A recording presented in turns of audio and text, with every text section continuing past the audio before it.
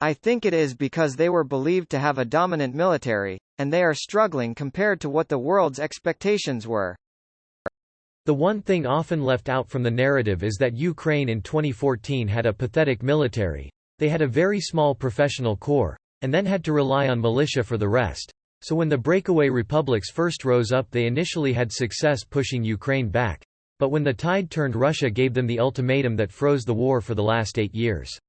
If this war had happened then, Ukraine would have been crushed, but over these last 8 years they have been steadily building up their military, training their people into proper soldiers, receiving military aid from the West, etc., until they had a very competent military with a large corps of veterans.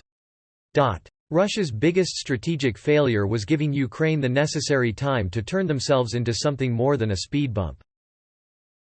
While I have no way to know for sure, I'd imagine the truth is somewhere in between.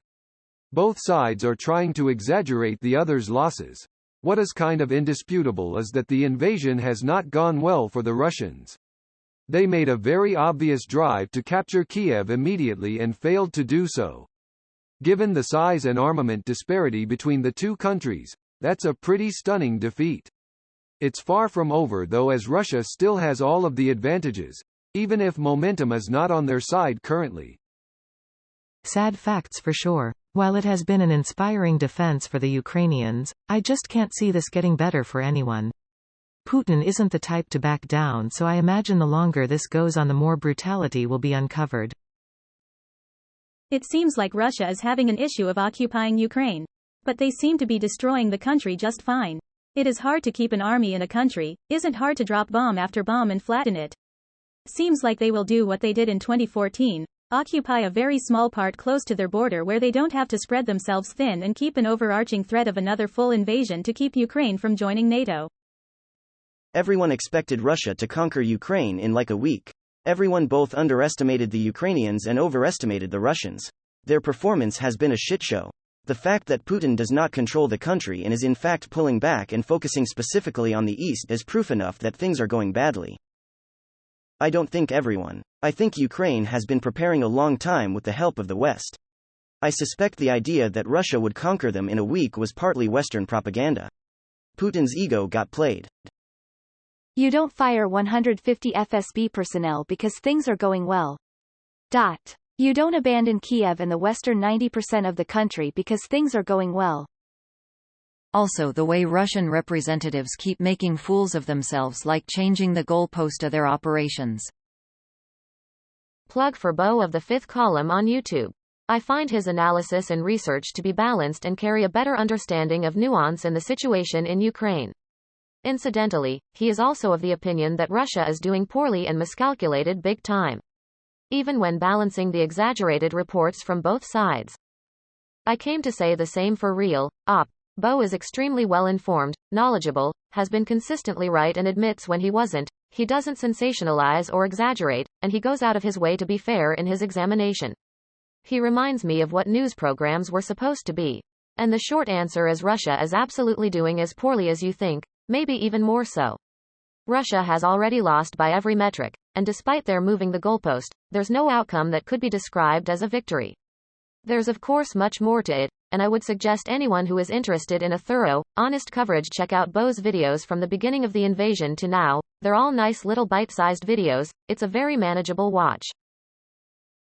While we are certainly being fed propaganda, the fact that Russia has yet to make significant headway at taking Kyiv despite all their, supposed, military advantages definitely indicates at some level of failings. Just the fact that the narrative went from, Russia will steamroll Ukraine during the weekend and put a puppet governor into Kiev, to, Russia at the end will win the attrition war when they take Mariupol, is enough showing as it is. Both. Russia's invasion has been a shit show and there's a lot of propaganda around. Some of it just happens to be accurate. Half my advertising spend is wasted. The trouble is, I don't know which half. Having worked off and on with Russia, Ukraine, and a few other FSU states over the last 30 years, as well as being a little bit of a history buff, Russia has a history of using a meat grinder approach to war. They always have. Most of the soldiers in Russia's military are 19 and 20-year-old kids who don't want to be there, and many are minorities. There are over 100 different ethnic groups in Russia. The Ukrainians and Russians have intermarried for 1,000 years. So many of them are family. The story of the common Russian person over the centuries is one of struggle, oppression, and abuse. Putin is following the same path as the Soviet leaders before him and the Tsars as well. The Russian peasants are expendable. Is there propaganda on both sides? To varying degrees, of course. However, despots like Putin and the ilk before him take propaganda to an entirely different level. Thanks for your insight. It's tough to understand how such a reckless approach to war can be sustainable for the citizens' opinions in Russia. I guess it always goes back to the propaganda machine, and a well-oiled one at that for Russia. I have absolutely nowhere near enough familiarity with this situation to give you an answer. I just want to say this is absolutely a great question to ask and something I've been wondering. Thank you for asking and thanks to the rest for answering. I wish more people would be accepting of critical thinking like this. Reddit and social media are very often black and white in these discussions. This thread is a breath of fresh air. The problem is people think Russia is the USSR. It's not. Russia is not nearly as powerful they were during the space race. The problem is Russia still wants a seat at the big players' table. Problem is they have a fuck ton of 1960, 1970s gear that is shit.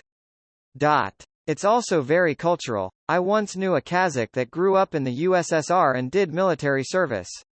They give you a direction and you go. You are expected to survive along the way with no supply lines. These videos you see of Russian soldiers literally robbing corner marts for food and fuel. It's a culmination of so many levels of fuckery for sure. That's a good question. With Russia being in the top 3 militaries in the world, it's kind of weird they are having a hard time. That was certainly their reputation before the war. It's just mind-boggling that they appear to be quite the opposite of expectation. Without going down into the strategic level, because remember, we are not military experts, no one on Reddit is, except for a minority. We are being pumped with wartime propaganda. Every nation has a vested interest in either Ukraine or Russia. I just wonder why wars like the Azeri-Armenian War wasn't hardly covered at all, or Yemen, or the Congo, etc. You wonder why small, in terms of economy, influence, population, wars are getting less coverage than the first war between major European countries in 70 years? It's more of a contradiction of existing propaganda. With movies and TV and the news we have been led to fear Russia as a true rival power militarily instead of taking an actually accurate view based in their capability and performance. That said, Russia is underperforming not only for our expectations but also for what they should be capable of. It's primarily a logistics failure with supply and comms, but using conscripts and the general lack of Russian training is showing. It'll be interesting to see if they learn from their errors and perform better now that they've reoriented towards only East Ukraine. Both. I'll read something about Russians being pushed farther from Kyiv one day, then some politician dies in a certain city, so I look it up and it's a city just outside Kyiv. This can only be assessed in perspective. Right now, there is no way of knowing what Russia's expectations were, or what objectives they have. We may be being fed pure propaganda, or we may be getting the absolute truth. We will find out in some years. Reality will most likely fit in the middle of the options, with a varying truth to propaganda ratio. Problem is when we think of Russia we used to think of it in terms of USSR and Warsaw Pact. They are no longer that powerful. Russia GDP is half the GDP of California. 11th in the world by GDP with 1.95% of world GDP, by comparison USA is 24% and China 15%. And 65th in GDP per capita. Russia isn't a superpower anymore, it's only relevant because its inherited nuclear arsenal.